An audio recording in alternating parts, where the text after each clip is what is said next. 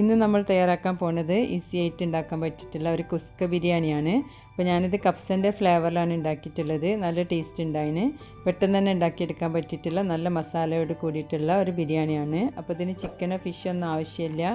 Easy ആയിട്ട് നമുക്ക് വീട്ടിലുള്ള ഇൻഗ്രീഡിയൻറ്റ് വെച്ചിട്ട് പെട്ടെന്ന് ഉണ്ടാക്കിയെടുക്കാൻ പറ്റിയിട്ടുള്ള നല്ലൊരു ബിരിയാണിയാണ്. അപ്പോൾ ഇങ്ങനെ ഉണ്ടാക്കി നോക്കാം.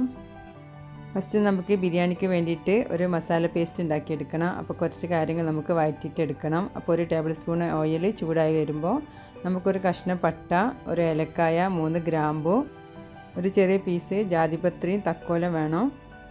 അതെല്ലാം ചേർത്തിട്ട് മൂത്ത് വരുമ്പോൾ നമുക്ക് ഒരു ചെറിയ പീസ് ഇഞ്ചി ചെറുതായിട്ട് കട്ട് ചെയ്തതും ഒരു 6 വെളുത്തുള്ളി കട്ട് ചെയ്തതും ചേർത്തിട്ട് ഒന്ന് വഴറ്റിയിട്ടെടുക്കാം. ഇപ്പോൾ നമ്മൾ സ്പൈസസ് ചേർക്കുമ്പോൾ ഇപ്പോൾ കുറച്ച് ചേർത്താൽ മതി. നമ്മൾ ബിരിയാണി ഉണ്ടാക്കിയെടുക്കുന്ന സമയത്ത് നമ്മൾ വീണ്ടും ചേർക്കുന്നുണ്ട്. അപ്പോൾ ഇതൊന്ന് മൂത്ത് വരുമ്പോൾ നമുക്ക് ഇതിലോട്ട് കുറച്ച് ഒരു 6 ചെറിയുള്ളിയും 2 പച്ചമുളകും ചേർത്തിട്ടൊന്ന് വഴറ്റിയിട്ടെടുക്കണം. ഇതൊന്ന് വഴന്ന് വരുമ്പോൾ നമുക്കിതിലോട്ട് ഒരു ചെറിയ തക്കാളി ചേർത്തെടുക്കണം. കട്ട് ചെയ്ത് വെച്ചിട്ടുള്ള തക്കാളി ചേർത്ത് ഒന്ന് വാട്ടിയെടുത്തതിന് ശേഷം നമുക്കിതിലോട്ട് കുറച്ച് മല്ലിയിലയും കുറച്ച് പുതിനയിലയും ചേർക്കണം. അപ്പോൾ ഞാനിപ്പോൾ മല്ലിയില ചേർക്കണുള്ളൂ, പുതിനയില എൻ്റെ അടുത്തില്ലായിരുന്നു. അപ്പോൾ ഉണ്ടെങ്കിൽ നിങ്ങൾ കുറച്ച് പുതിനയിലയും ചേർത്തിട്ട് നല്ലോണം ഒന്ന് വഴറ്റിയിട്ടെടുക്കുക. ഇനി തക്കാളി ഉള്ളിയൊക്കെ ഒന്ന് വെന്ത് സോഫ്റ്റായി വരുന്നവരെ നമുക്കൊന്ന് മൂടി വെച്ച് വേവിക്കാം. അപ്പോൾ തക്കാളി ഉള്ളിയൊക്കെ നല്ല വഴന്ന് കിട്ടിയിട്ടുണ്ട്. ഇനി ഇത് ചൂടാറിയ ശേഷം നമുക്ക് വെള്ളം ചേർക്കാതെ ഒന്ന് മിക്സിയിൽ അരച്ചിട്ടെടുക്കാം. ഇനി നമുക്ക് ബിരിയാണി എങ്ങനെ ആക്കിയെടുക്കാൻ നോക്കാം. അപ്പോൾ ഒരു കുക്കർ ചൂടാറിന് ശേഷം അതിലോട്ട് 1/4 കപ്പ് ഓയിൽ ചേർത്ത് കൊടുക്കുക. ഇതിലോട്ട് നമുക്ക് ഒരു 1/2 ടേബിൾ സ്പൂണ് നെയ്യും ചേർത്ത് കൊടുക്കുക. കുക്കറിൽ വെക്കുമ്പോഴാട്ടെ ബിരിയാണിക്ക് നല്ല ടേസ്റ്റ്, നല്ല സോഫ്റ്റാണ് കുക്കറിൽ റൈസ് വേവിച്ചിട്ട് എടുക്കുമ്പോൾ. ഓയിലൊന്ന് ചൂടായി വരുമ്പോൾ നമുക്ക് ഇതിലോട്ട് കുറച്ച് സ്പൈസസ് ചേർത്ത് കൊടുക്കുക.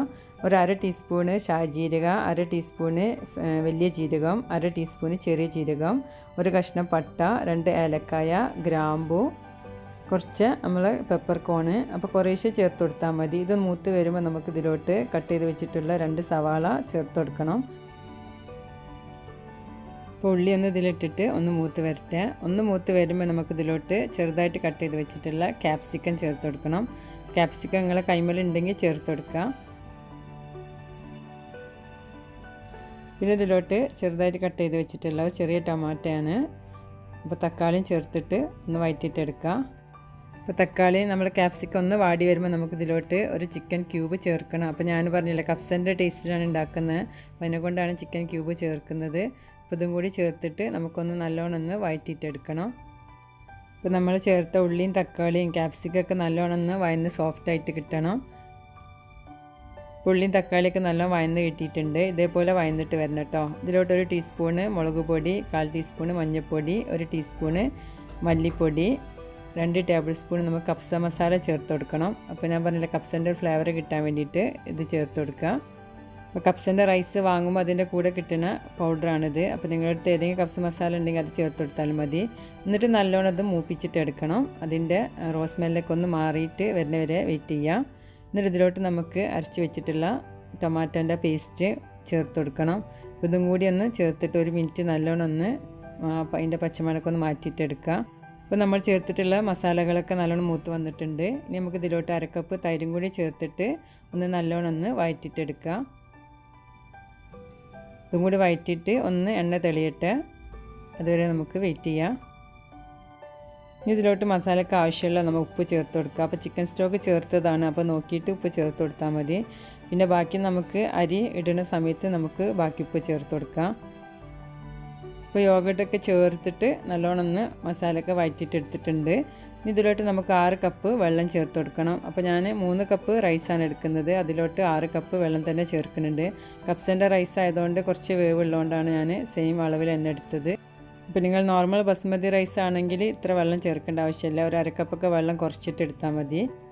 ഇപ്പോൾ ഒരു ഫ്ലേവറിനും കളറിനൊക്കെ വേണ്ടിയിട്ട് ടേബിൾ സ്പൂൺ ടൊമാറ്റോ പേസ്റ്റ് ചേർത്തിട്ടുണ്ട്. ഇനി നമുക്കിതൊന്ന് തിളപ്പിച്ചിട്ടെടുക്കാം.